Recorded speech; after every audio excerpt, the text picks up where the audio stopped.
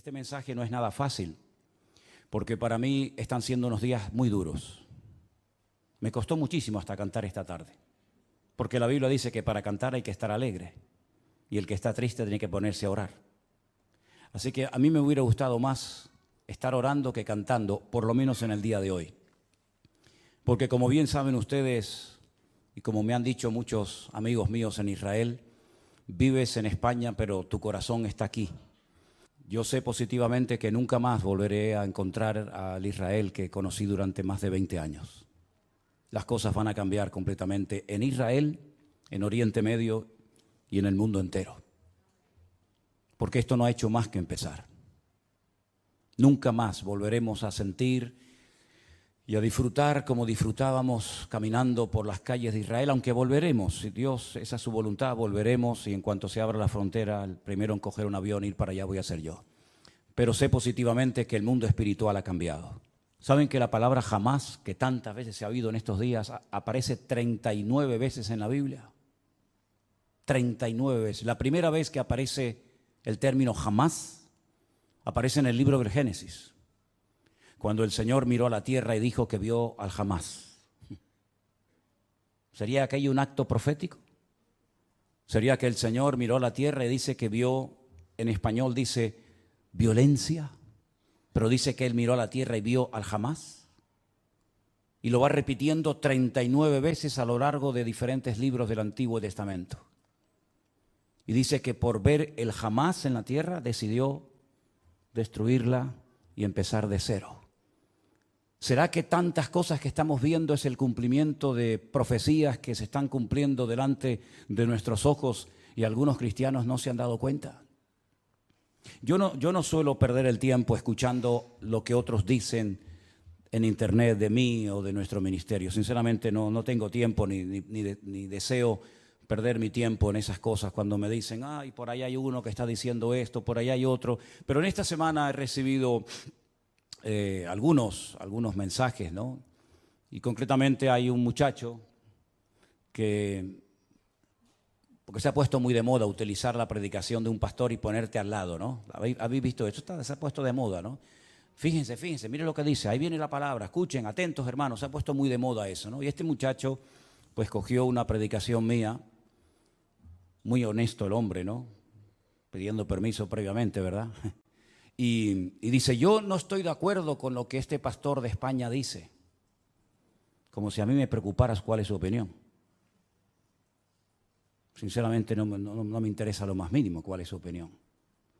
Y una de las cosas que dice, a mí me gustaría hacerle muchas preguntas a ese pastor español.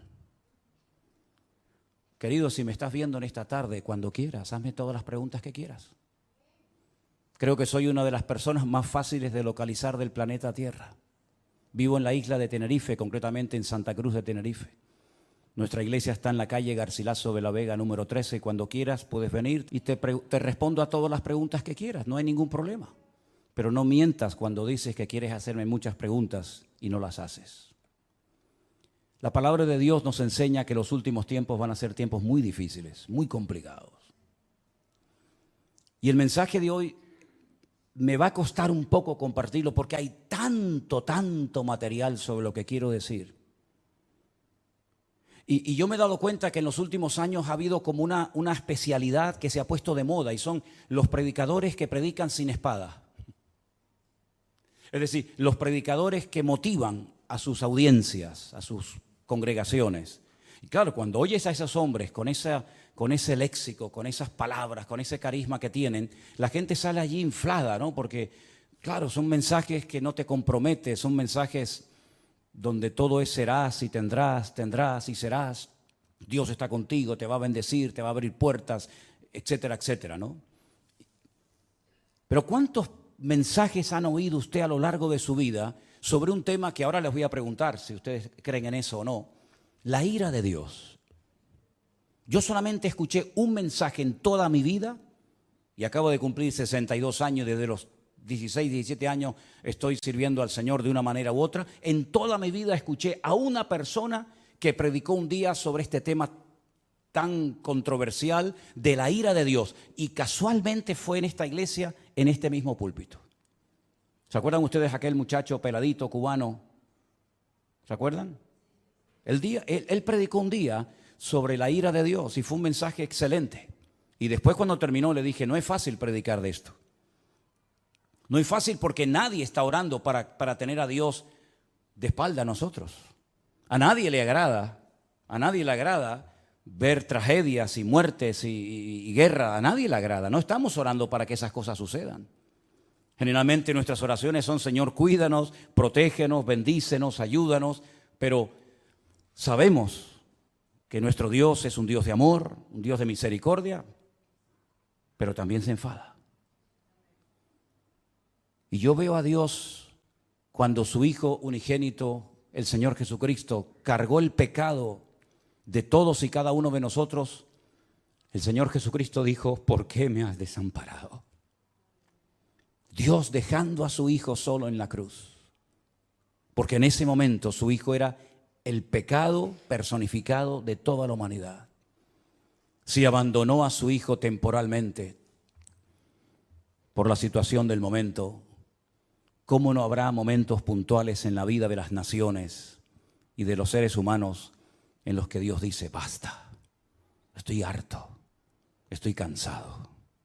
La pregunta que les quiero hacer es, ¿ustedes creen que este tema de la ira de Dios es un mito, es una fábula, es una metáfora, es algo de lo cual se habla, pero que en el fondo no es realmente así? Dios no se enfada, Dios no se enoja.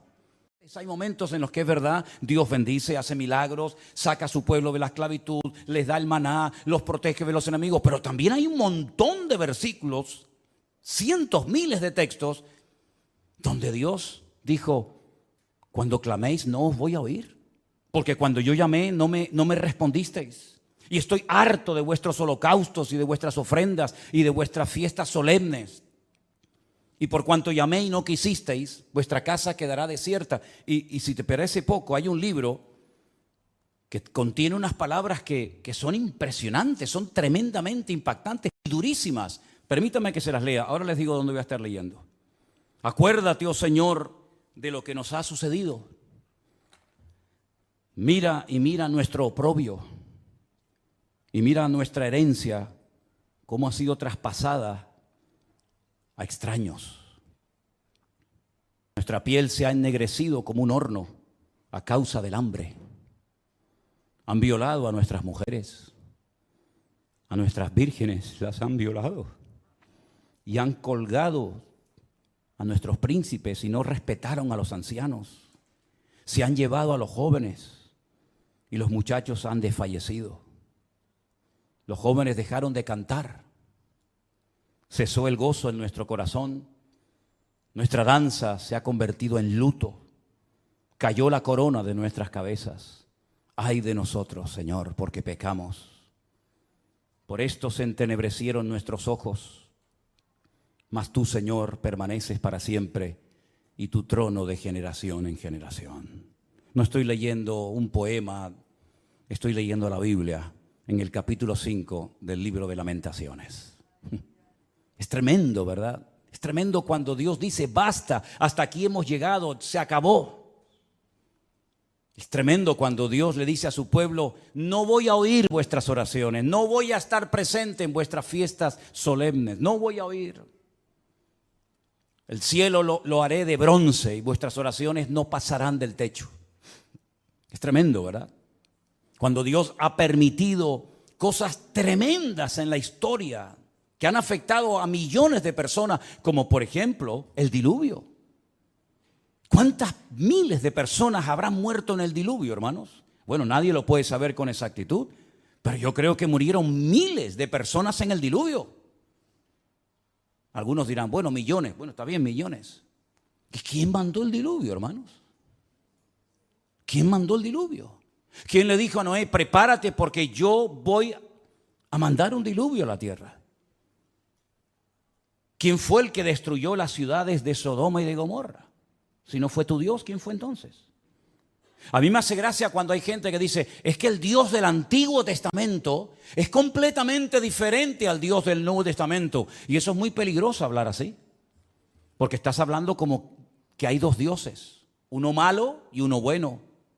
Uno que está siempre enfadado y enojado, y otro como que es benevolente, como Papá Noel o como San Nicolás, como lo llaman en otros países, ¿verdad? Que nos concede todo y no importa lo que hagamos. Pero esa no es la enseñanza bíblica. La enseñanza bíblica es que hay un solo Dios. Y el del antiguo es el del nuevo, y el del nuevo es el del antiguo, y no hay otro Dios. Lo que pasa es que hay momentos en los que Dios actúa con infinita misericordia y nos sorprende, y a pesar de nuestras rebeliones y desobediencias nos cuida y nos bendice, pero dice, y lo he leído varias veces en esta semana, no lo hago por ustedes, que os quede claro, no lo hago por vosotros, sino para que mi nombre no siga siendo pisoteado y blasfemado entre vosotros. ¿Se da cuenta? ¿Y quién permitió la destrucción del primer templo de Jerusalén? ¿No fue Dios? ¿Quién le dio autoridad a Nabucodonosor para que quemara el templo y se llevara los tesoros a Babilonia y rompiera la ciudad de Jerusalén y durante 70 años no pudieran volver a su tierra? ¿Quién fue? ¿No fue Dios? ¿Y quién fue el que permitió la destrucción del segundo templo de Jerusalén, donde se cree que murieron 1 millón de judíos en la destrucción de la ciudad de Jerusalén? Y todas las matanzas y todas las guerras y todos los ríos y ríos de sangre que se podía haber evitado a lo largo de la historia. ¿Y quién fue el que permitió la Shoah? La Segunda Guerra Mundial. ¿Quién permitió todo aquello? Claro, hay predicadores que se han especializado en mensajes que motivan a la gente, ¿no? En mensajes de aliento, de ánimo. Hay tantos profetas y tantos pseudoapóstoles que cuando uno habla de la ira de Dios, del enojo, del enfado de Dios, como que se les mueve el piso porque dicen, no, yo no estoy de acuerdo con eso. Vuelvo a repetirles, yo no estoy en este lugar para que ustedes me aplaudan o me sigan o me admiren. Yo no estoy en este lugar para tener cada vez más audiencia y que la gente diga en los comentarios, estoy de acuerdo con usted, pastor, estoy de acuerdo. Y aunque estuvierais en contra, me da exactamente igual, porque voy a seguir predicando lo que Dios dice en su palabra, independientemente de la reacción de la gente. En esta semana me han llamado miembro de Hamas, me han llamado nazi. En esta semana me han llamado de todo, porque no están de acuerdo con el mensaje sobre todo que di el domingo pasado y con la reflexión que di esta semana sobre estos acontecimientos. Pero yo quiero que una vez más vayamos a la palabra de Dios para que veamos que a veces la historia se vuelve a repetir. Claro, son otras personas, son otros nombres, otros momentos de la historia, pero se vuelven a repetir los mismos errores, pecados y defectos que otros cometieron. Vamos a comenzar a leer en Segunda de Crónicas, el capítulo 14. Y vamos a ver cómo Dios aguanta y soporta y tiene infinita misericordia, pero hay momentos en los que Dios tiene que hablar y actuar e intervenir en la historia. En el capítulo 14 de Segunda de Crónicas se relata la historia de un rey del sur de Judá llamado Asa. Era el hijo de un rey llamado Abías. Este rey, dice en Segunda de Crónicas capítulo 14, versículo 1, después Abías durmió con sus padres y fue sepultado en la ciudad de David. Y reinó en su lugar su hijo Asa, en cuyos días tuvo sosiego el país por 10 años. Así parece ser que durante 10 años estuvieron tranquilos, no pasó nada. Hizo Asa lo bueno y lo recto ante los ojos del Señor su Dios, porque quitó los altares de culto extraño y los lugares altos, quebró las imágenes y destruyó los símbolos de Acera. Y mandó a Judá que buscase al Señor, el Dios de sus padres, y pusiese por obra la ley y sus mandamientos. Quitó asimismo de todas las ciudades de Judá los lugares altos y las imágenes, y estuvo el reino en paz bajo su reinado. Edificó ciudades fortificadas en Judá, por cuanto había paz en la tierra y no había guerra contra él en aquellos tiempos, porque el Señor le había dado paz.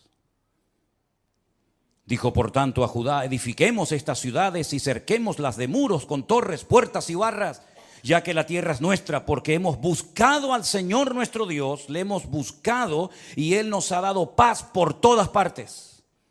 Edificaron pues y fueron prosperados. Si se terminara la historia de Asa con este versículo, podríamos decir que Asa fue un buen rey.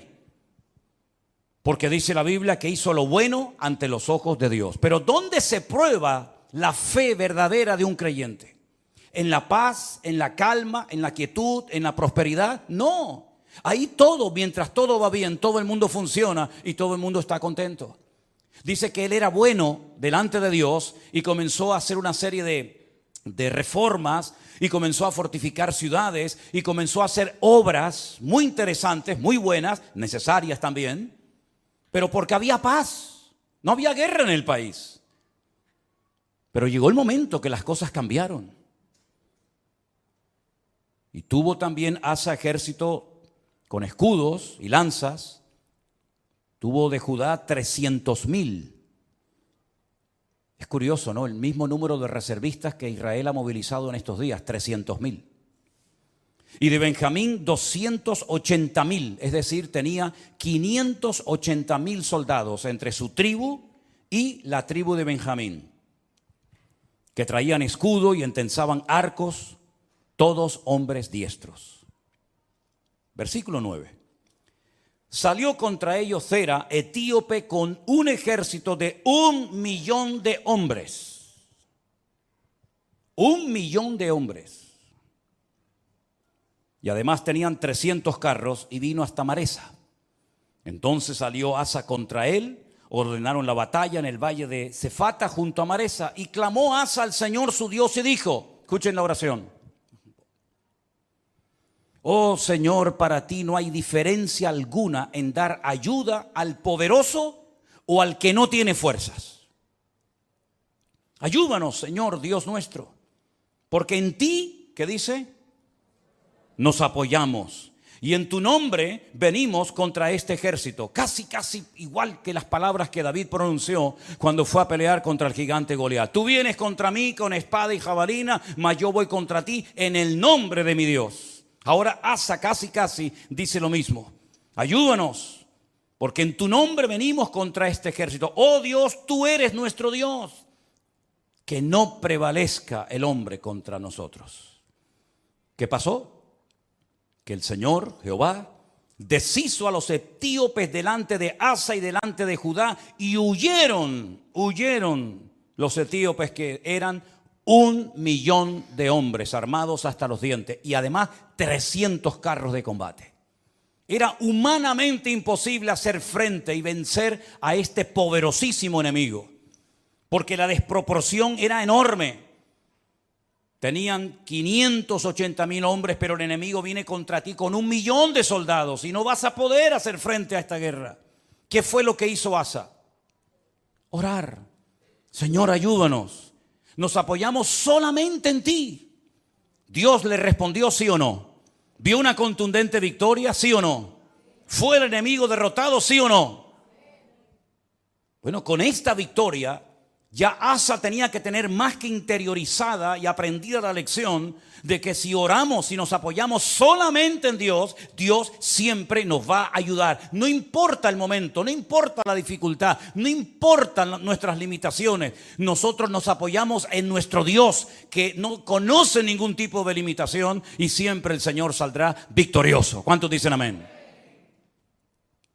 Perfecto.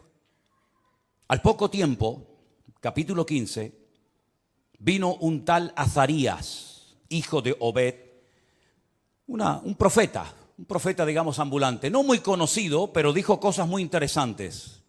Salió al encuentro de Asa y le dijo: oídme, Asa y todo Judá y Benjamín. El Señor estará con vosotros si vosotros estuviereis con él. Y si le buscareis, será hallado de vosotros, mas si le dejareis, él también os dejará. Esto funciona así. Muchos días ha estado Israel sin verdadero Dios, sin sacerdote que enseñara y sin ley. Pero cuando en su tribulación se convirtieron a Jehová, el Dios de Israel, y le buscaron, Él fue hallado de ellos. ¿Cuántos dicen amén? Es decir, la palabra que el Señor le está dando a través de este profeta al rey Asa es tremenda. Si siguen en esta línea, si siguen apoyándose en el Señor, si siguen confiando en Él y en su palabra, si no se apartan de su ley, de sus mandamientos, el Señor estará con vosotros. Ya os lo ha demostrado clarísimamente. No importa si viene 1 millón o 5 o 20, da igual. Tú mismo, rey Asa, has dicho en tu oración que tú ayudas tanto al poderoso como al que no tiene ninguna fuerza. Porque el ejército o la victoria no depende de nosotros, sino depende del Señor, porque no es con espada, no es con ejército, es con mi Santo Espíritu, dijo el Señor. Y él lo vio, el Señor se lo demostró. Este hombre se animó tanto con aquella palabra, con aquella contundente victoria, que siguió haciendo cambios y siguió haciendo reformas tremendas en todo el país. La Biblia dice que llevó al pueblo a un momento, a una reunión muy solemne, versículo 11 o 10 si quieren. Dice que se reunieron en Jerusalén en el mes tercero del año 15 del reinado de Asa, y en aquel mismo día sacrificaron para el Señor del botín que habían traído, escuche esto, 700 bueyes y 7,000 ovejas. Aquello tenía que ser un río de sangre terrible. Sacrificar 700 bueyes y 7,000 ovejas, aquello tuvo que ser algo impresionante. Pero a él no le importaba darle todos estos sacrificios al Señor, porque él estaba contento, él estaba agradecido, porque él había visto la mano de Dios poderosa. Y además dice que prometieron, versículo 12, solemnemente que buscarían a Jehová, el Dios de sus padres, de todo su corazón y con toda su alma. Lo juraron delante de Dios. Se tomaron en serio este juramento. Y cualquiera que no buscase al Señor, el Dios de Israel, que muriera, fuera grande o pequeño, hombre o mujer. Juraron al Señor con gran voz y júbilo, al son de trompetas y bocinas. Y todos los de Judá se alegraron en este juramento, porque de todo corazón lo juraban y toda su voluntad lo buscaban, y fue hallado de ellos, porque el Señor les dio paz por todas partes. ¿Cuántos dicen amén? Va bien la historia, ¿no? Va bien, vamos bien, vamos bien. El hombre está siendo bendecido, el hombre está siendo usado, Dios está dando paz, Dios está respondiendo a su oración, el enemigo está siendo derrotado y humillado. Vamos bien, gloria a Dios, gloria a Dios. Hace una cosa muy interesante. Estaba el hombre tan entusiasmado y tan contento con su Dios que hasta a su propia madre la puso en su sitio. Miren lo que le dice a su madre, o lo que hace con su madre en el verso 16. Aún a Maaca, la madre del rey Asa, cuidado, no era una cualquiera, era su propia madre, la depuso de su dignidad, porque había hecho una imagen de acera, y Asa destruyó la imagen y la desmenuzó y la quemó junto al torrente del Cedrón. A su propia madre le dijo: no voy a permitir, por muy madre que seas de mí, que tengamos entre nosotros una imagen de esta acera. La destruyó, la desmenuzó y le prendió fuego en el torrente de Cedrón. Ese torrente, ese barranco que hay entre el monte Moriah del templo y el monte de los olivos. Le prendió fuego. Y en el versículo 18 dice que trajo a la casa de Dios, al templo, todo lo que su padre había dedicado y lo que él había consagrado. Y dice: plata, oros, utensilios. Llevó un montón de cosas. La generosidad brotó en su corazón. Y dijo: voy a llevar a la casa de Dios, al templo, oro y plata y utensilios de todo tipo. Tremendo. Si terminara, repito, la historia del rey Asa con este capítulo, podríamos marcharnos a casa diciendo: gloria a Dios, por fin nos encontramos un buen rey. Porque lamentablemente no todos fueron buenos, hubieron algunos que fueron terribles. Pero este por lo menos fue bueno. Pero es que la historia continúa. La historia nos lleva al capítulo 16, donde dice que en el año 36 de su reinado, tuvo mucho tiempo como rey, subió Baasa, el rey de Israel, el que estaba en el norte. Ya el país se había dividido. Recuerden esto, hermanos. Estaba Judá al sur con la tribu de Benjamín, y las 10 tribus al norte adoptaron el nombre de Israel. Y entonces el rey de Israel, en este caso se llamaba Baasa, va contra él, fortifica la ciudad de Ramá para no dejar salir ni entrar a ninguno ¿Y qué es lo que hace Asa? Se supone que tenía que hacer exactamente lo mismo que ya había hecho y que le había dado tan buenos resultados, ¿sí o no? Orar, clamar al Señor, apoyarse en el Señor y poner en práctica el juramento que habían hecho. Nos apoyaremos en ti, confiaremos en ti. Lamentablemente no hizo eso, no lo hizo. ¿Qué es lo que hace? Sacó Asa la plata y el oro de los tesoros de la casa de Dios. Es decir, ayer los entregué al Señor, hoy los vuelvo a tomar. Ayer los consagro para uso exclusivo del templo y ahora tomo todo eso que no es mío. Son parte de los tesoros de la casa de Dios y lo que hace es que se los envió a un tal Ben-Hadad, rey de Siria, que estaba en Damasco. ¿Y este qué pinta aquí? ¿Quién es este rey de Siria, este tal Ben-Hadad? ¿Qué pinta este hombre en todo esto? Bueno, le dijo, hay alianza entre tú y yo como la hubo entre tu padre y mi padre. He aquí yo te he enviado plata y oro para que vengas y deshagas la alianza que tienes con Baasa, el rey de Israel, a fin de que se retire de mí. Consintió Ben-Hadad con el rey Asa y envió los capitanes de su ejército contra las ciudades de Israel y conquistaron Gijón, Dan, Abel-Maín, las ciudades de aprovisionamiento de Neftalí. Y oyendo esto, Baasa cesó de edificar a Ramá y abandonó su obra. Entonces el rey Asa tomó a todo Judá y se llevaron de Ramá la piedra, la madera con la que Baasa edificaba, y con ella se edificó la ciudad de Jeba y a Mizpa. Problema solucionado. Ya está. Pero esto no fue agradable ante los ojos de Dios, porque aunque humanamente hablando se salió con la suya, le doy dinero a un rey de Siria, Ben-Hadad, para que me apoye en la guerra, para que se ponga en contra de mi enemigo. Yo le pago, yo le doy una cantidad enorme de dinero, aunque vacíe la casa de Dios, y así me quedo tranquilo. Pero es que resulta que en aquel tiempo a los profetas, y lo dicen otros textos de la Biblia, se les llamaba videntes, porque eran los que veían, los que leían las circunstancias, los que interpretaban el mundo espiritual. Por eso se les llamaba por un tiempo a los profetas videntes, porque veían más allá de lo natural. Porque lo natural, como he dicho muchas veces, es un reflejo de lo espiritual. Y ahora viene este vidente, este profeta, y le dice al rey Asa, por cuanto te has apoyado en el rey de Siria y no te apoyaste en el Señor tu Dios, por eso el ejército del rey de Siria se escapó de tus manos. Los etíopes y los libios no eran un ejército numerosísimo con carros y mucha gente de a caballo. Le recuerda el pasado, le recuerda la historia, lo que Dios hizo por él. Con todo, porque te apoyaste en Jehová, Él los entregó en tus manos. Porque los ojos del Señor contemplan toda la tierra para mostrar su poder a favor de los que tienen corazón perfecto para con Él. Y ahora le dice, locamente has hecho esto. Locamente has hecho esto. Porque de aquí en adelante habrá guerra contra ti. Has abierto una brecha, has abierto una puerta en el mundo espiritual y a partir de hoy tu vida va a cambiar radicalmente, pero para mal, no para mejor. ¿Qué hubiera hecho usted, hermano y hermana, o yo, si nos viene un profeta como este, Hanani, y nos amonesta y nos dice esta palabra? ¿Qué hubiéramos hecho? Señor, perdóname, lo siento. Así como el profeta Natán, ¿se acuerdan cuando fue a la casa del rey David y le dijo, tú eres ese hombre, tú has pecado por culpa tuya?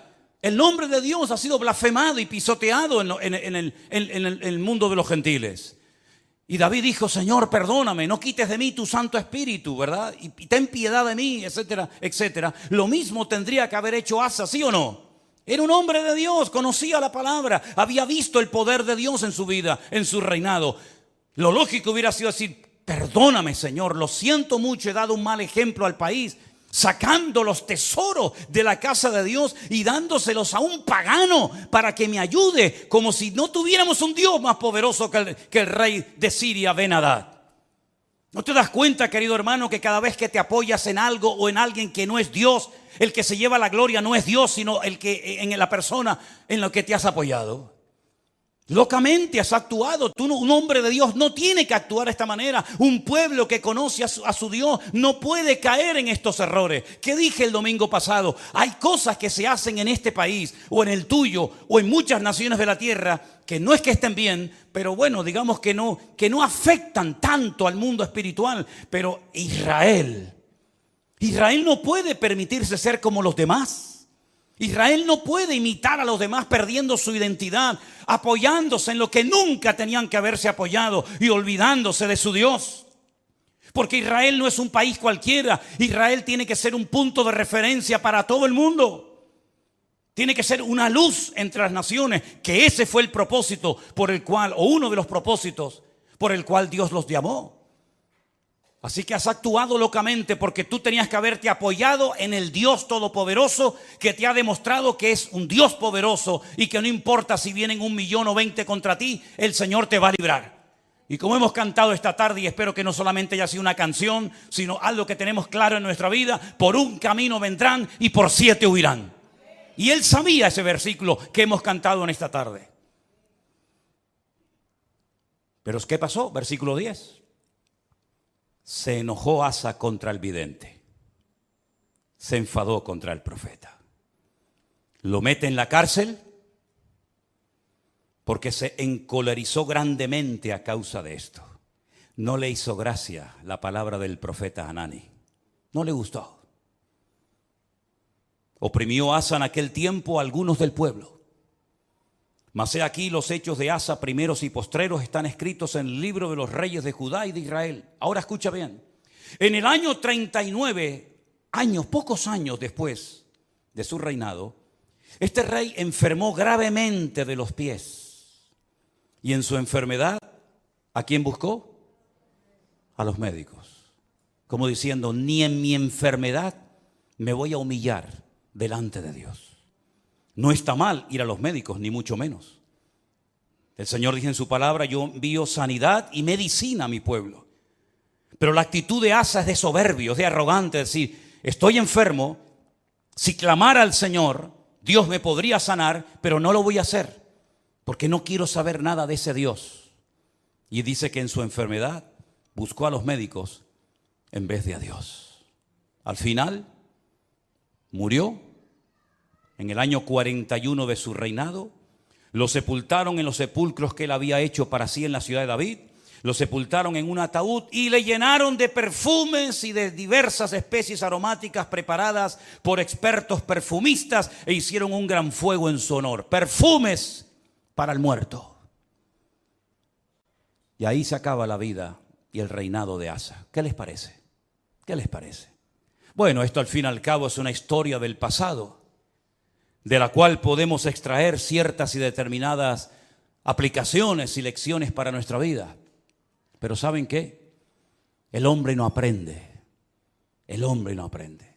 Sigue cometiendo los mismos errores, los mismos pecados, y en vez de apoyarse solamente en Dios, que los ha librado tantas veces de ser destruidos y tragados por sus enemigos, vuelven a apoyarse en ejércitos extranjeros, en la ayuda de hombres, en vez de apoyarse única y exclusivamente en su Dios. Hemos leído en esta tarde, espero que hayan prestado atención: el Señor es mi luz y mi salvación. No temeré lo que me pueda hacer el hombre. Ellos tienen una palabra que dice: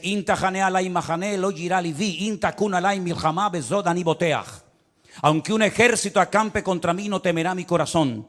Aunque contra mí se levante en guerra, yo viviré confiado. Eso es lo que dice la palabra. Pero eso no puede ser solamente un texto bíblico. Eso tiene que ser una realidad cada día de nuestra vida.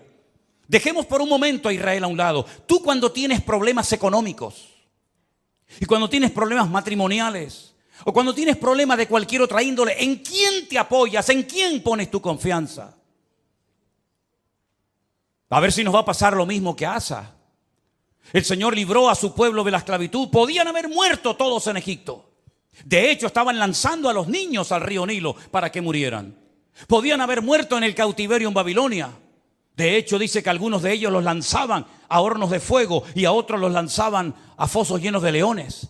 Podían haber muerto en la Edad Media, cuando la corona española junto con la Inquisición comenzó a matar gente por todas partes de España, incluido también a ellos. Podían haber desaparecido en la Segunda Guerra Mundial, podían haber perecido en cualquier otro momento de la historia, pero Dios siempre, siempre ha tenido misericordia de ese pueblo.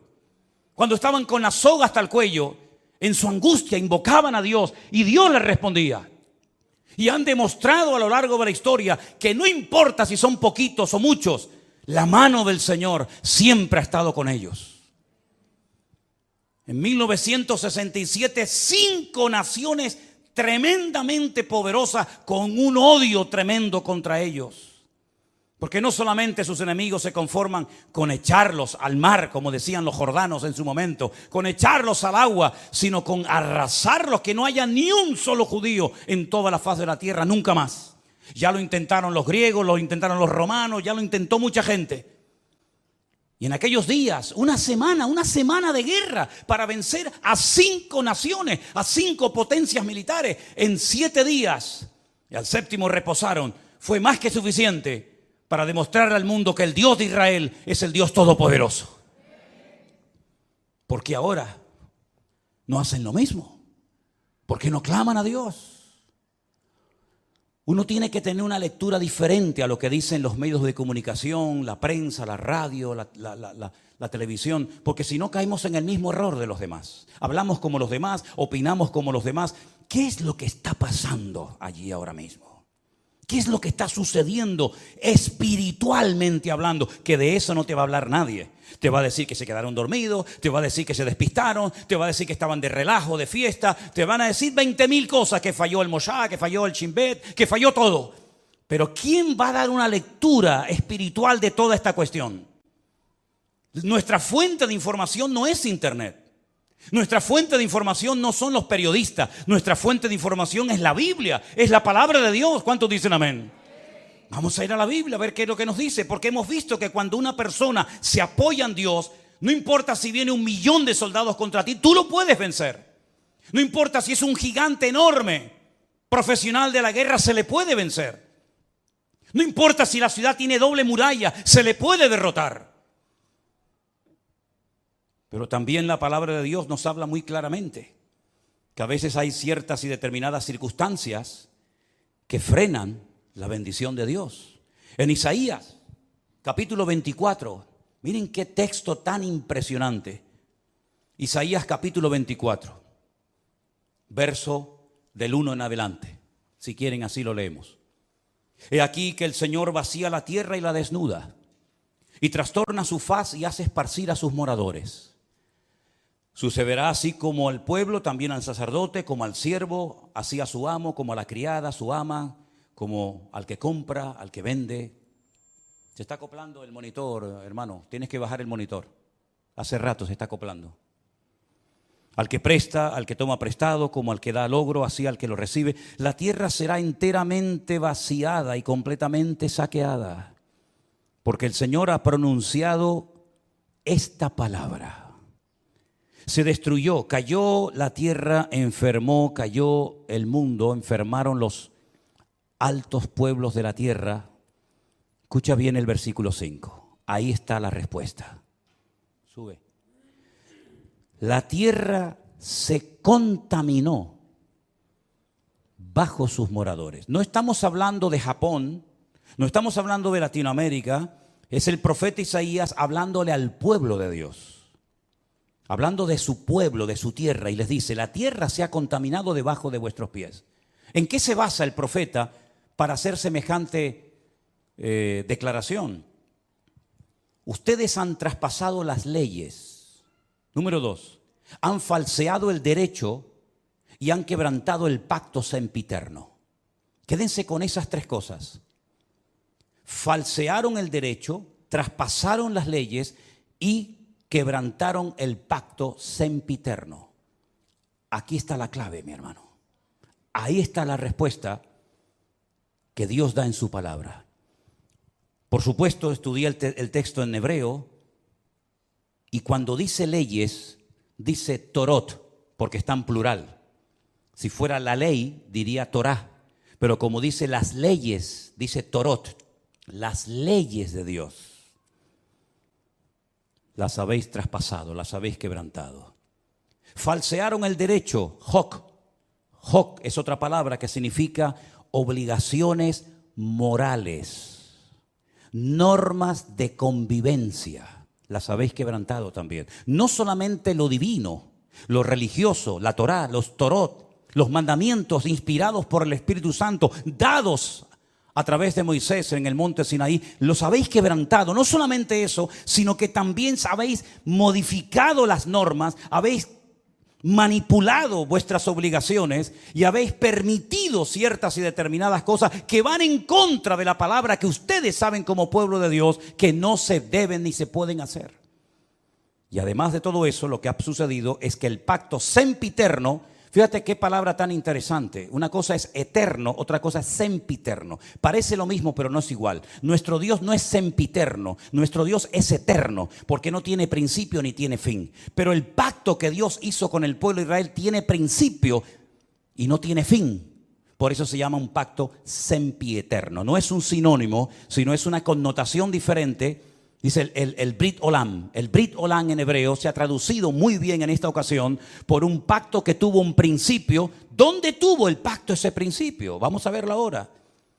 Para posicionarnos y ver a qué se refiere la palabra de Dios cuando dice que llegaría un momento en la historia en el que el pueblo de Israel quebrantaría los Torot, la ley de Dios, los Hok, las normas de convivencia, las obligaciones de un país y además el pacto sempiterno. Ese pacto del cual está haciendo referencia Isaías se menciona en el primer libro de la Biblia, el libro del Génesis. Cuando el Señor le dice a Abraham, tenemos que remontarnos a los tiempos de Abraham, espero que no se estén perdiendo, porque para mí es tremendamente interesante que ustedes entiendan esta porción y este mensaje hoy. El Señor le dice a Abraham, yo estableceré mi pacto entre mí y ti y entre tu descendencia por tus generaciones. Es decir, el pacto no termina con tu muerte. El pacto no termina cuando tu hijo se muera, Isaac, o cuando tu nieto Jacob muera, sino que será un pacto con toda tu descendencia por todas las generaciones y yo seré tu Dios y el de tu descendencia para siempre. Este es mi pacto. Este es mi pacto, versículo 10. Este no es el pacto que Jesús hizo en el huerto, en Jerusalén cuando dijo, tomad y comed, esto es mi cuerpo. No, ese no es. Este es otro pacto.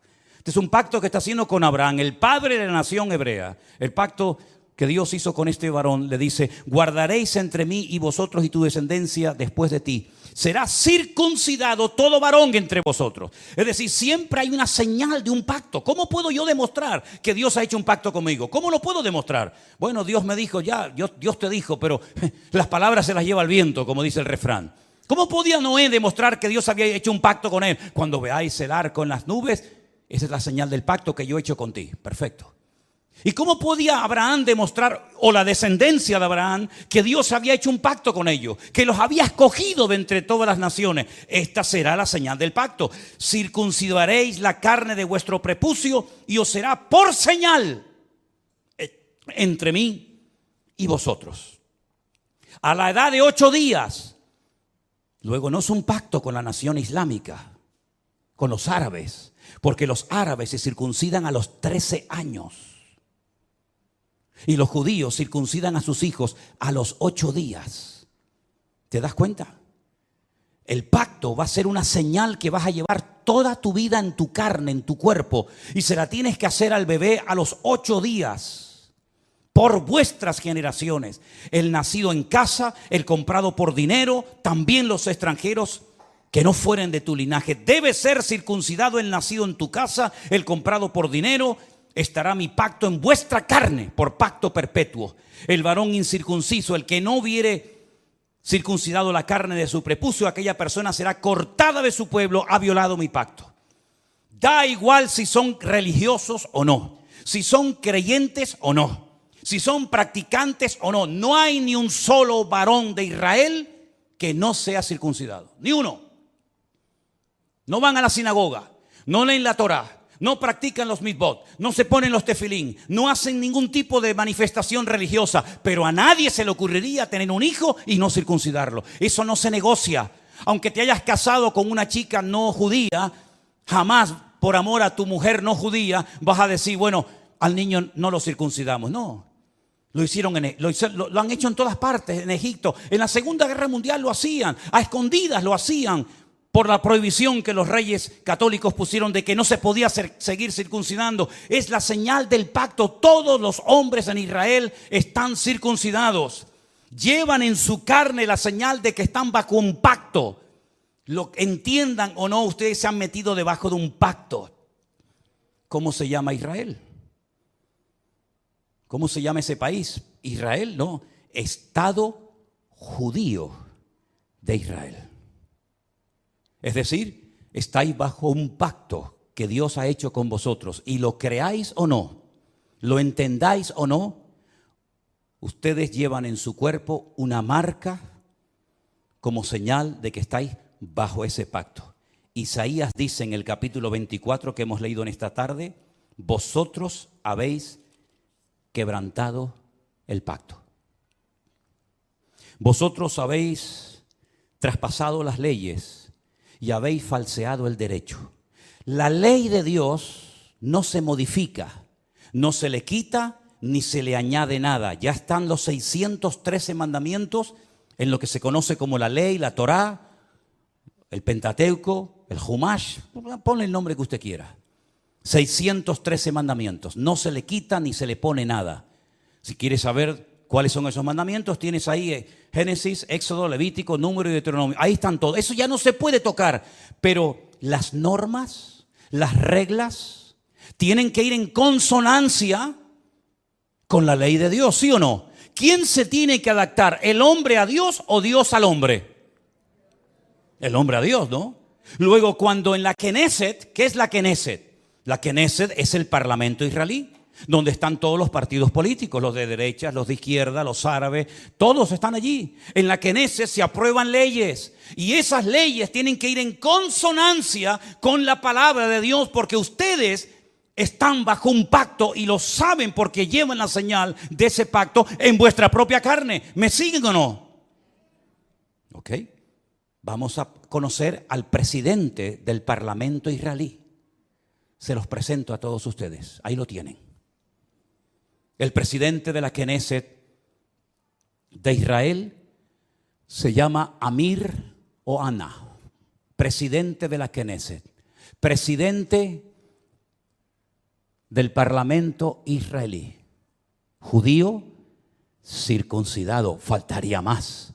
Veamos lo que nos dice la Wikipedia en su vida personal.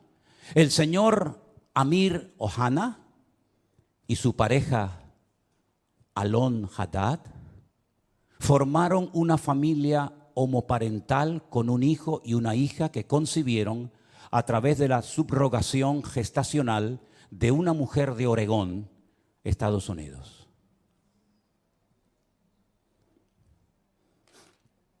Sin comentarios. Gracias. Presidente del Parlamento israelí. Vosotros habéis traspasado mis leyes, habéis pervertido el derecho y habéis quebrantado mi pacto. Alguien dijo, no es una frase mía, cuando nos distanciamos de Dios y de su palabra, ponemos nuestra vida en peligro. ¿No les parece a ustedes? Pero la palabra de Dios dice, sin santidad nadie verá al Señor. Llámese Israel, llámese sudamericano, llámese latino, llámese como se llama. Sin santidad nadie verá al Señor. No es un título, una nacionalidad, un pasaporte lo que nos salva, sino el apoyarnos única y exclusivamente en Dios y en su palabra. Pero ahora resulta que ya están tranquilos porque el tío Sam les ha dicho, yo estoy con ustedes. Antes se llamaba Ben Haddad, ¿se acuerdan? Ben Haddad. Ahora se llama señor Biden. Pero qué lástima que no haya un Ananí en Israel hoy por hoy. Porque si Juan el Bautista levantara la cabeza y entrara al parlamento israelí, bueno, ya entró en su época, ¿no? Cuando aquel rey llamado Herodes, ¿se acuerdan? ¿Se acuerdan el rey Herodes? Aquel títere, aquel monigote que ni era rey ni nada, pero lo habían nombrado los romanos, le habían dicho, tú vas a ser el rey de Israel. Qué valientes fueron los magos de Oriente, ¿se acuerdan? Cuando vienen seguramente en un viaje de días, de semanas o tal vez de meses y llegaron a Belén, al Herodión, donde vivía el rey Herodes, y le dijeron, venimos a adorar al rey de los judíos porque su estrella hemos visto en el oriente. Y Herodes habrá dicho, ¿el rey de los judíos soy yo? No. Tú eres un estrellado. Nosotros venimos a ver a aquel que es digno de recibir toda honra y toda gloria. Y dice que cuando llegaron, se postraron y lo adoraron, ofreciendo sus tesoros de oro, incienso y mirra. A ese rey perverso y terrible llamado Herodes, llegó un día Juan el Bautista, que algunos habrán dicho, cállate la boca, no digas nada. Te la está jugando, y le dijo, no te es lícito haberle robado a la mujer a tu hermano y llevártela a tu cama y acostarte con ella. No te es lícito, adúltero. ¿Qué le costó a Juan el Bautista esa declaración? La cabeza. El rey Herodes quiere hablar contigo. Jesús dijo, decidle a esa zorra. Y me dicen a mí que yo soy duro hablando. Decidle a esa zorra. Y no fue a verlo. Y cuando aquel soberbio, arrogante romano le dice, no me hablas, llevo una hora interrogándote, te puedo librar de la mano de tus verdugos y no me contestas, no sabe que tengo autoridad para librarte. Y es entonces cuando el Señor dice, tú no tendrías nada que hacer contra mí si mi Padre no te lo permite. Aquí no se mueve ni una sola hoja de un árbol sin permiso de nuestro Dios. Y no hay nada que ocurra en las naciones de la tierra, y menos en esa tierra santa para Dios, donde Él es el dueño de la tierra, que no lo permita el Señor. ¿Se dan cuenta cómo tenemos que clamar por misericordia más que nunca, mis queridos hermanos? Con semejantes personajes, con semejante panorama, que Dios tenga misericordia de nosotros. Miren esta fotografía. Miren esta fotografía. Estamos en la ciudad de Tel Aviv.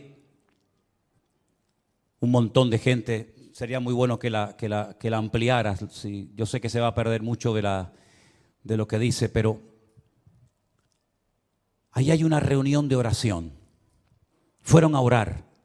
Y judíos, por temor a que en otras naciones no les dejaran en público hacer una reunión de oración, viajaron expresamente en esos días de Yom Kippur a Israel, porque todos los años se hace en una plaza pública en Israel, se hace un acto de oración, de perdón.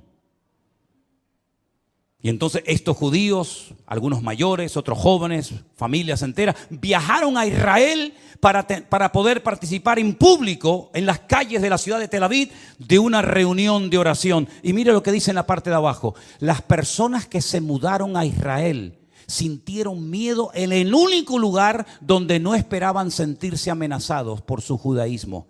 ¿Quién impidió esa reunión de oración? ¿Jamás? ¿Hezbollah? Los de la banderita de colores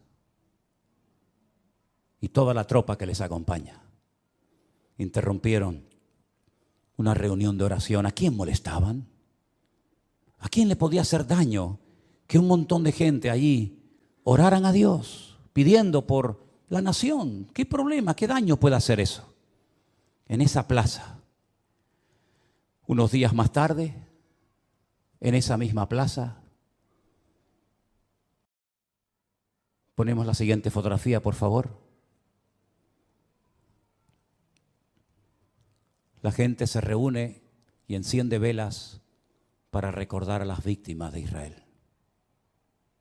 ¿Casualidad? Díganme lo que quieran. Díganme lo que quieran. Pero en esa plaza, una semana atrás, los echaron prácticamente a patadas para que no oraran por Israel. Y una semana más tarde, en esa misma plaza, tuvieron que ir a poner velas a recordar lamentablemente, en ese acto de salvajismo terrible que hemos visto, a las víctimas que murieron. ¿Qué les parece, hermanos? ¿Qué les parece? Empecé este mensaje haciéndoles una pregunta. ¿Ustedes creen en la ira de Dios?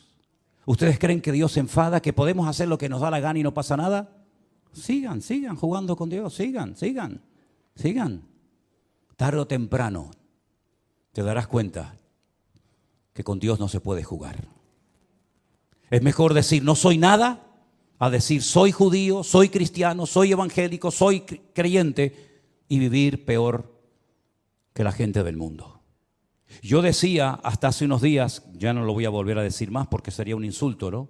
Yo decía que esta gente que entró hizo esas cosas terribles que no tienen ni nombre, y lógicamente no vamos a poner ninguna escena de esas, se portaron como animales, y me equivoqué. Los animales no se comportan así. Alguien dijo recientemente, si los seres humanos todos tuviéramos corazón de perro, no habría guerras en el mundo. Porque dicho sea de paso, la palabra perro en hebreo es kolev. Kelev. Kol, lev. Todo corazón. Kol, todo, lev, corazón. El perro se llama en hebreo todo corazón. ¿Cuánto echo de menos a mi perro? ¿Cuánto echo de menos a Trotsky? ¿Cuánto lo echo de menos? Los viajes que he hecho con él, los días que he viajado solo por ahí, durmiendo en cantidad de lugares y siempre a mi lado, siempre ahí, ¿verdad? Ustedes saben que era mi sombra. Cuando vivíamos enfrente de la iglesia, saltaba el muro, aunque tenía ya las patitas con problema y con dolor, saltaba y se metía aquí en la iglesia y aquí se quedaba quietito, ¿verdad? Si fuéramos todos los seres humanos con corazón de perro, no veríamos estas cosas terribles que hemos visto. 150 personas que no se sabe lo que va a ser de ellas, niños, en fin, no quiero ni mencionar la palabra. ¿Qué les parece, hermanos? El único que puede solucionar esto, ¿saben quién es? Dios. ¿Saben quién va a ganar la guerra esta? Dios es el que la va a ganar. Y si todo esto lleva al hombre a ponerse de rodillas y a pedir perdón, pues gloria a Dios. Porque lean ustedes esta semana Sofonías, lean ustedes Joel, lean ustedes Miqueas, lean ustedes el libro de Jeremías, lean ustedes, hermano, el libro de Lamentaciones, y os vais a dar cuenta cuántas muertes, cuántas guerras se podían haber evitado si el pueblo hubiera puesto su apoyo y su confianza solamente en Dios. Y no he mencionado lo peor. Lo voy a mencionar así de pasadas, pero no nos olvidemos que un papa pidió perdón, ya tarde, pero bueno, por lo menos pidió perdón por la Inquisición. Un rey español pidió perdón por haber expulsado al pueblo de Israel de España, robándoles todas sus posesiones y mandándolos con lo puesto. Alemania pidió perdón hace años por lo que había hecho, y mira qué país tan bendecido y tan próspero es Alemania, ¿eh? Pero el pueblo de Israel, que yo sepa, pueblo que amo, y si pudiera ir allí ahora mismo iría, nunca pidió perdón por haber matado a mi amado Señor San Jesucristo. Nunca lo hizo. Es más, su nombre es blasfemado cada día. Entonces, queridos hermanos, ¿tiene o no tiene Dios misericordia de nosotros y de su pueblo Israel? Por lo tanto, mis queridos hermanos, o espabilamos y doblamos nuestras cabezas, o los próximos seremos nosotros. ¿Se acuerdan lo que me dijo aquel rabino en aquel muro aquel día? Ahora es Ucrania, pasado mañana será Israel, después seréis vosotros. ¿A dónde van a ir esos miles y miles de refugiados? Jordania no ha abierto sus fronteras diciéndole, vengan, tenemos un país enorme, grandísimo, de miles y miles de kilómetros. Vengan aquí. Al fin y al cabo, los palestinos, ¿de dónde eran? Eran jordanos. Los viejos que viven en Israel, ¿qué pañuelos se ponen en la cabeza? ¿Con qué se ponen en la cabeza? ¿De qué color es? ¿De qué color es? ¿Blanco y negro? No. Blanco y rojo. El pañuelo de Jordania. Miren la bandera de Jordania, miren la bandera palestina. Son iguales, simplemente que han puesto ahí una estrella. Pero Jordania no ha dicho, vengan para acá, les recibimos. Arabia Saudita no los ha invitado a venir. Los iraníes, que tanto los aman y los apoyan. Qatar, país rico, no ha invitado a ninguno de ellos.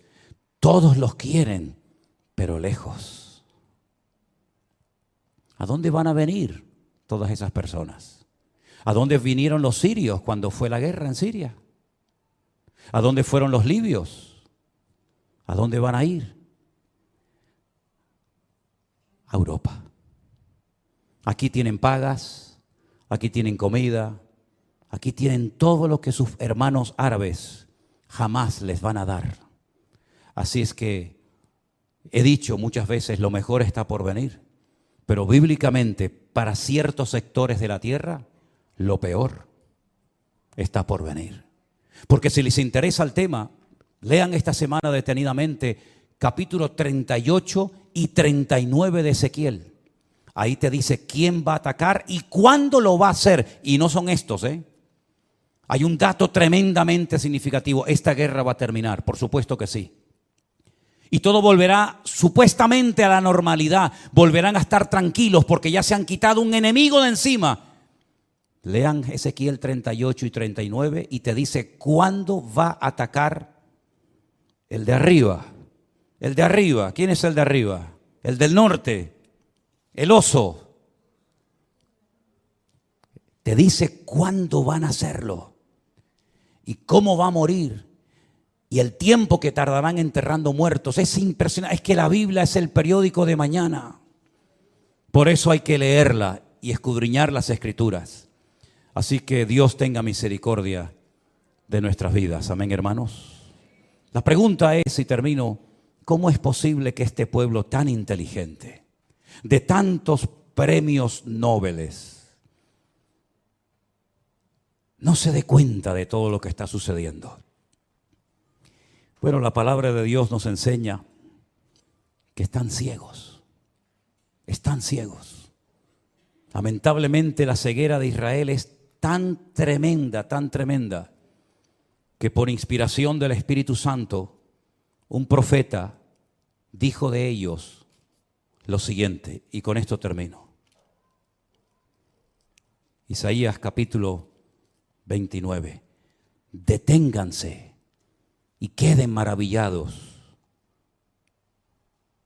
Cegaos, embriagaos, pero no de vino, y tambalead, pero no de sidra, porque el Señor derramó sobre vosotros.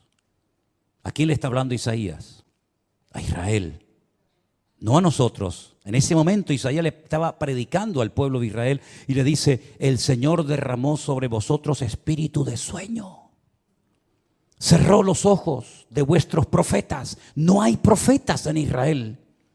No hay profetas. Ellos dicen que los únicos que pueden tener Ruach HaKodesh, es decir, al Espíritu Santo, son los profetas. Y como no hay profetas, el Espíritu Santo no está en Israel.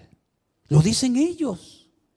Dice, cerró los ojos de vuestros profetas y puso velos sobre las cabezas de vuestros videntes. No dice Pablo que tienen un velo que cuando leen no entienden porque tienen un velo y hasta que no se conviertan a Cristo el velo no les será quitado. ¿No dice eso la Biblia?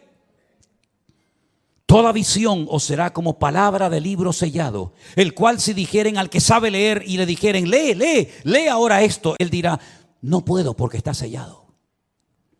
Y si le dijere, si se le diere el libro al que no sabe leer, diciéndole lee ahora esto, dice no sé leer, dice el Señor. Escuchen bien esto. Esto es una sentencia tremenda. Este pueblo se acerca a mí con su boca y con sus labios me honra, pero su corazón está lejos de mí. No te enfades conmigo, querido.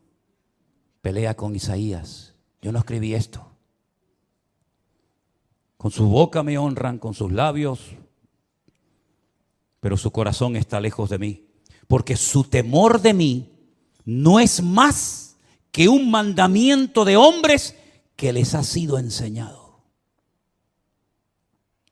Por tanto, he aquí que nuevamente excitaré yo la admiración de este pueblo con un prodigio grande y espantoso. Perecerá la sabiduría de sus sabios, se desvanecerá la inteligencia de sus entendidos. Ay de los que se esconden de Dios, encubriendo el consejo, sus obras están en tinieblas y dicen, ¿quién nos ve? ¿Quién nos conoce? Vuestra perversidad ciertamente será reputada como el barro del alfarero.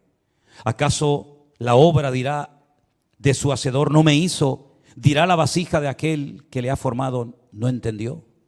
Hermanos queridos, necesitamos orar más que nunca para que Dios tenga misericordia de ese pueblo, de sus dirigentes, como de todos y cada uno de nosotros. Y Dios volverá, claro que sí, otra vez a tener misericordia de su pueblo. Y otra vez llenará su boca de risa. Y otra vez dirán entre las naciones, grandes cosas ha hecho el Señor con estos.